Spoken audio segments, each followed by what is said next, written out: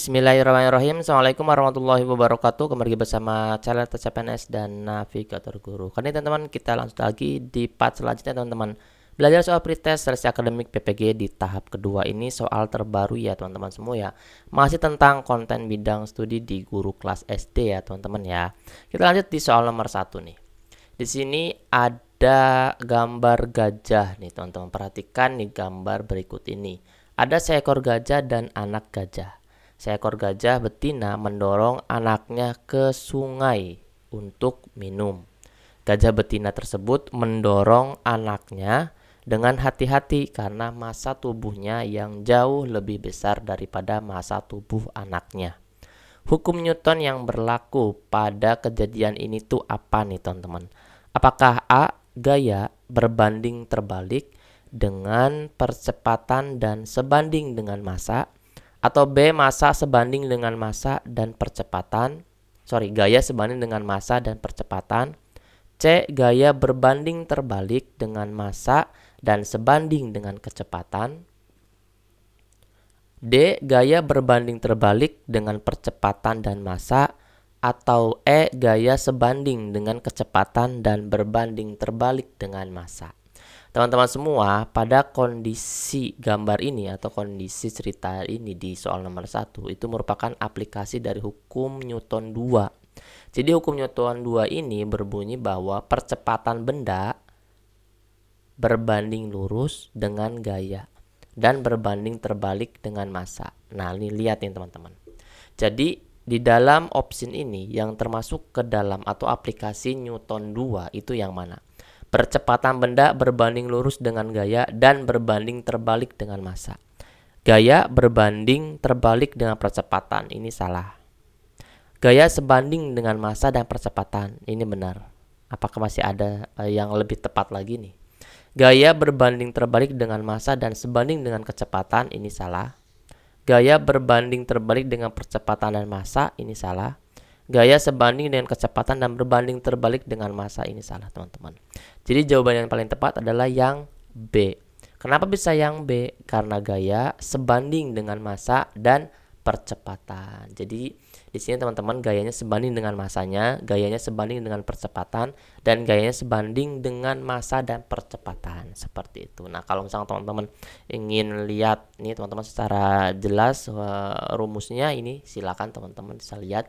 Di sini teman-teman diaplikasikannya adalah hukum Newton 2 karena percepatan benda sebanding atau berbanding lurus dengan gaya dan berbanding terbalik dengan massa. Oke. Kita lanjut di soal nomor 2 nih teman-teman. Alat pelindung cahaya pada kacamata elas berfungsi nih teman-teman ya. Berfungsi untuk mencegah bahaya apa nih teman-teman?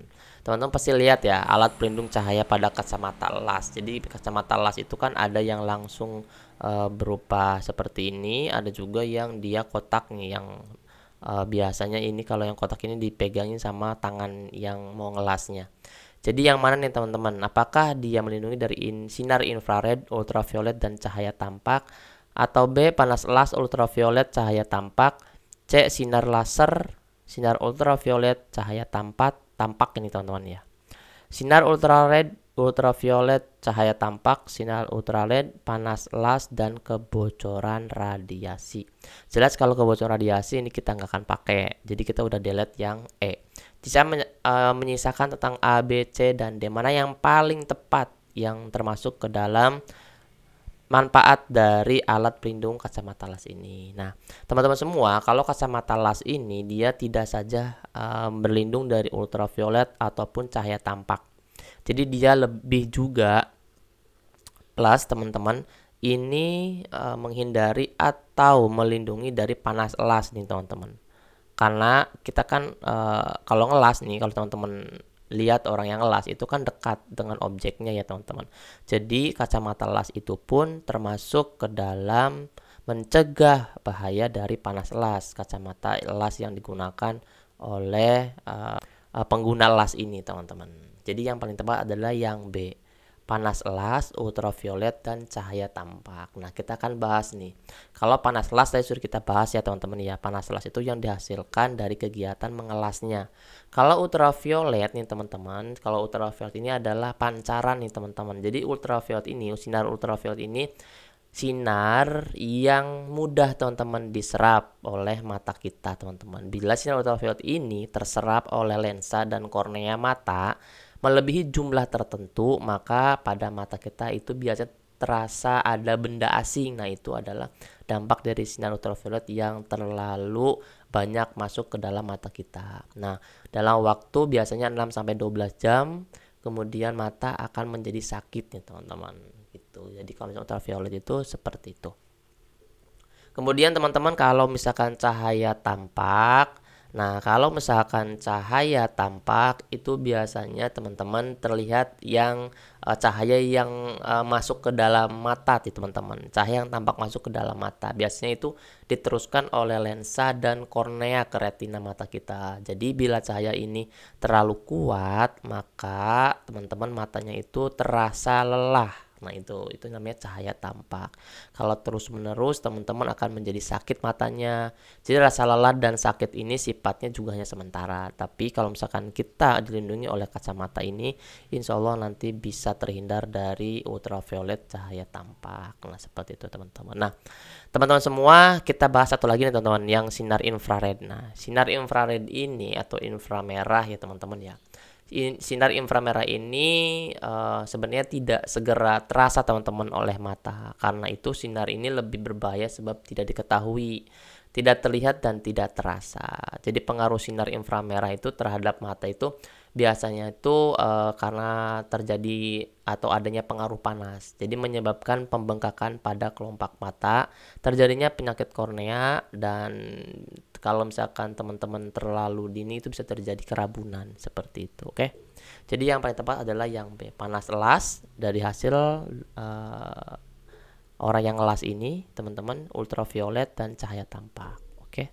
Nah, ini pembahasannya teman-teman, sinar ultraviolet, cahaya tampak, dan sinar inframerah yang tadi sudah saya berikan penjelasannya.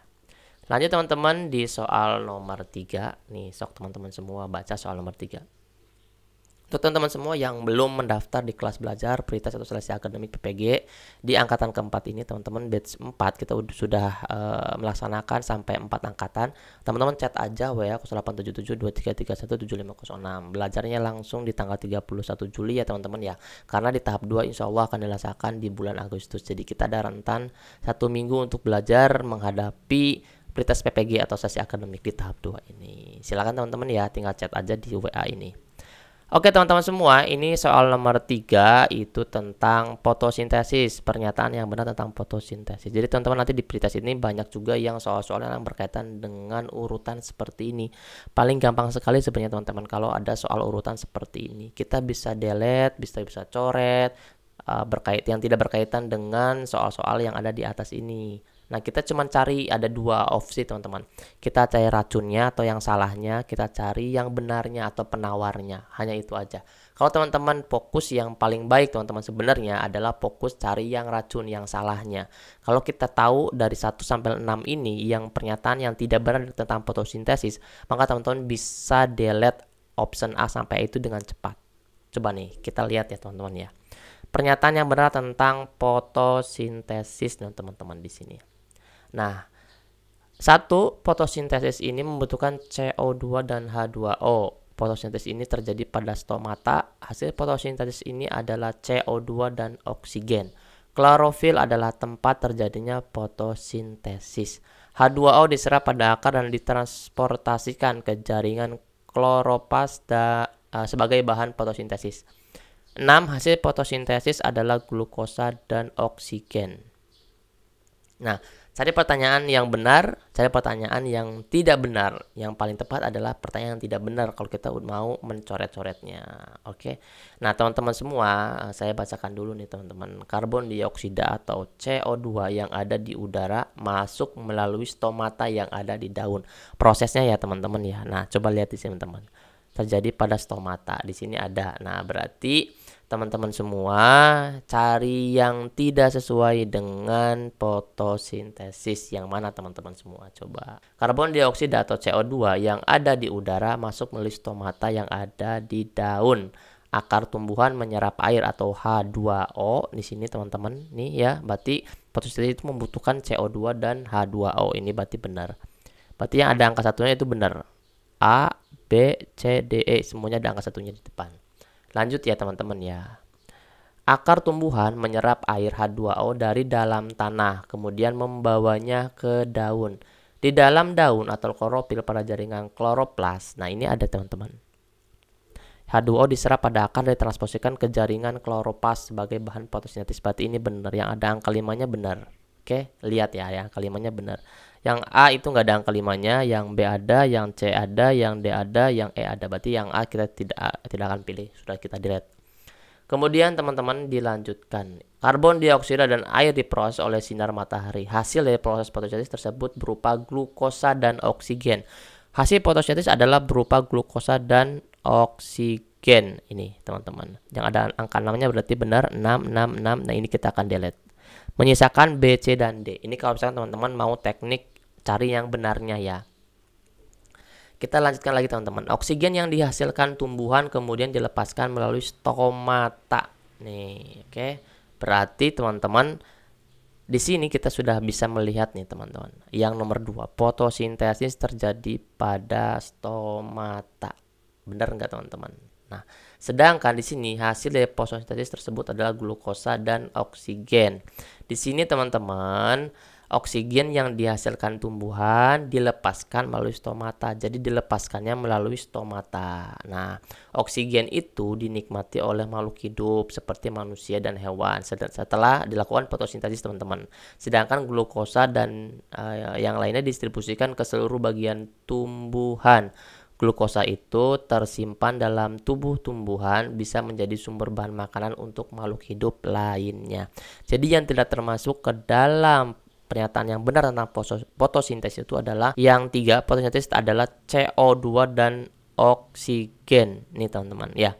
Jadi yang ini teman-teman tidak termasuk karena apa teman-teman? Hasil fotosintesis itu adalah glukosa dan oksigen, bukan karbon dioksida. Oke. Karbon dioksida itu malah yang ada di udara untuk masuk melalui stomata. Jadi yang paling tepat jawabannya adalah yang C. 1, 4, 5, dan 6. Seperti itu. Oke teman-teman semua. Lanjut ya teman-teman ya di soal nomor 4. Oh ya, ini jawabannya teman-teman. Nih teman-teman bisa lihat teman-teman, di sini ada proses fotosintesisnya di sini teman-teman. Karbon dioksida yang tadi sudah diserap oleh air, cahaya matahari, klorofil menghasilkan glukosa dan oksigen. Seperti itu. Oke. Lanjut teman-teman di soal nomor 4 nih. Bagian jantung yang berfungsi memperoleh darah dari paru-paru yang banyak mengandung oksigen adalah yang mana? 1, 2, 3, 4, 5. Ini teman-teman kalau dihadirkan soal seperti ini teman-teman harus paham bagian-bagiannya yang mana yang ternyata sesuai dengan apa yang dipertanyakan oleh soal. Jadi di sini soalnya itu yang mengandung oksigen teman-teman. Nah, apakah 1, 2, 3, 4, 5? Kita hadirkan saja. Nah, jawabannya yang A. Kenapa jawabannya A? Tapi kita harus tahu dulu teman-teman masing-masing dari serambi kanan, serambi kiri, bilik kanan itu ada apa saja. Di sini teman-teman serambi kanan. Berarti kalau serambi kanan ini adalah nomor 4. Nah, walaupun kita nyaringnya adalah yang nomor 1 yang paling benar, tapi kita harus bahas semua ya. Nomor 4 ini serambi kanan. Serambi kanan ini menerima darah yang mengandung CO2 dari seluruh tubuh. Nah, ini yang serambi kanan nih teman-teman semua. Sekarang yang serambi kiri nih teman-teman. Kalau misalkan teman-teman serambi kiri, nah ini adalah nomor berapa nih teman-teman? Nah ini nomor 1 ya berarti ya. Nah nomor 1 serambi kiri adalah dia itu menerima darah yang mengandung O2. O2 itu oksigen ya teman-teman, dari paru-paru. Nah berarti yang paling tepat adalah yang A. Jadi ya di sini yang 5 enggak kita pilih. Jadi fokusnya adalah 1, 2, 3, dan 4. Bilik kiri itu ada di bawah serambi kiri. Ini nomor 2 berarti. Nomor 2 ini adalah bilik kiri, yaitu memompa darah yang mengandung O2 oksigen ke seluruh tubuh. Sedangkan yang diminta adalah dari paru-paru yang mengandung oksigen, bukan oksigen ke seluruh tubuh. Jadi bilik kiri itu tidak. Kemudian teman-teman, ini bilik kanan yang ada di bawah serambi kanan. Ini adalah nomor 3. Bilik kanan memompa darah yang mengandung CO2 ke paru-paru. Jadi yang kalau CO2 itu serambi kanan, bilik kanan. Jadi fokusnya adalah di kiri. Kiri itu mengandung oksigen. Kalau misalkan serambi kiri mengandung oksigennya dari paru-paru, tapi kalau bilik kiri mengandung oksigennya didistribusikan ke seluruh tubuh. Bedanya cuma itu ya teman-teman ya. Kalau CO2 itu dari kanan, kalau O2 itu dari kiri. Tergantung serambi kanan atau serambi kirinya, itu tergantung dari teman-teman soal yang dimintanya apa. Kalau misalkan soalnya ternyata ininya diganti dengan angka 1, ini ganti dengan angka 2, teman-teman jangan kaget atau pusing lagi, karena tetap gambarnya tetap seperti ini. Berarti kalau misalnya sebelah sini adalah serambi kanan, sebelah sini adalah serambi kiri. Nah teman-teman, kalau misalkan teman-teman baca soal itu berarti kebalikannya teman-teman, kebalikannya. Ini berarti kebalikannya ada di sebelah kanan, berarti ini ada di sebelah kiri. Jadi kalau misalkan teman-teman lupa, silakan teman-teman dibuat ada pencerminannya supaya teman-teman tidak salah lagi. Itu teman-teman soal nomor 4. Kita lanjut di soal nomor 5. Si A akan menjual beberapa kotak buah ke kota. Setiap kotak berisi 15 kg. Kendaraan maksimal dapat memuat 700 kilo. Berapa kilogram yang bisa dimuat kendaraan? Nah, teman-teman, di sini ada sebuah soal, kita analogikan dulu ya teman-teman ya. Kalau di sini memuatnya 700 kg nih teman-teman. Satu mobil, misalkan ini mobil ya teman-teman ya. Ini bisa mencapai, di mana nih mobil? Kita gitu aja deh. 700 kilo maksimalnya. Maksimalnya itu adalah 700 kg gitu. Kurang lebih 700 kg. Sedangkan si A akan menjual beberapa kotak buah ke kota, itu setiap kotaknya itu berisi 15 kilo. Jadi berapa kotak sih yang bisa dibawa, sedangkan satu kotaknya 15. Nanti berapa kotak dikali 15 teman-teman semua. Nah, sedangkan si mobil ini hanya bisa nampung 700 kilo. Jadi kita akan hitung nih teman-teman. Di sini teman-teman, misalkan banyak kotaknya adalah N. Mana sih ini pen tabletnya? Kita aktifin lagi. Di sini teman-teman, misal banyak kotak adalah N. Banyak kotak sama dengan N. Kemudian 15N, karena 15 kotak kan teman-teman. 15N atau 15 kotak itu tidak boleh diangkut lebih dari 700 kilo. Berarti ini kurang dari 700 kg. Kemudian teman-teman, di sini baru N kurang lebih 700 kilo dibagi dengan 15 kilo. Seperti itu kan teman-teman. Nah, ini masuknya 4, sekian lah ya. Nah, taruhlah 46 lah, 46, sekian lah. Taruh aja 46 lah ya. Kemudian kita atur nih teman-teman, banyak kotaknya yang paling bisa dibawa itu adalah 46. Berarti kotaknya adalah 46. 46 yang berisi buah kan teman-teman, 46 kotak. Sedangkan yang satu kotaknya itu adalah 15. Berarti dikali dengan 15 kg. Hasilnya berapa nih teman-teman? 46 kali 15 itu 690 kg. Seperti itu. Jadi jawaban yang paling tepat adalah yang B. Jadi kalau misalnya ada soal seperti ini, kita analogikan aja teman-teman. Misalkan kendaraan nih kurang dari 700 kilo yang bisa diangkutnya, karena lebih dari 700 kilo nggak bisa. Jadi banyak kotaknya adalah N. 15 kotak atau 15 N kurang lebih dari 700 kg. Tinggal kita coret aja. Ini tuh kan tidak ada, ini lebihan buah, berarti kalau yang bisa diambil adalah atau bisa diangkut adalah 46 kilo. 46 kotak. Jadi 46 kotak dikali 15 kilo, karena satu kotaknya adalah 15 kg. Totalnya adalah 690 kg. Seperti itu teman-teman semua. Oke. Mudah-mudahan ini bisa masuk teman-teman di seleksi akademik di tahap 2-nya, teman-teman semua bisa lulus di PPG dalam jabatan tahun 2023 ini. Teman-teman jangan lupa daftar kelasnya, teman-teman kita akan belajar dimulai dari tanggal 31 Juli sampai dengan Agustus. Terima kasih ya teman-teman ya, sampai berjumpa kembali. Semoga semuanya sehat dan diberikan kemudahan. Dadah.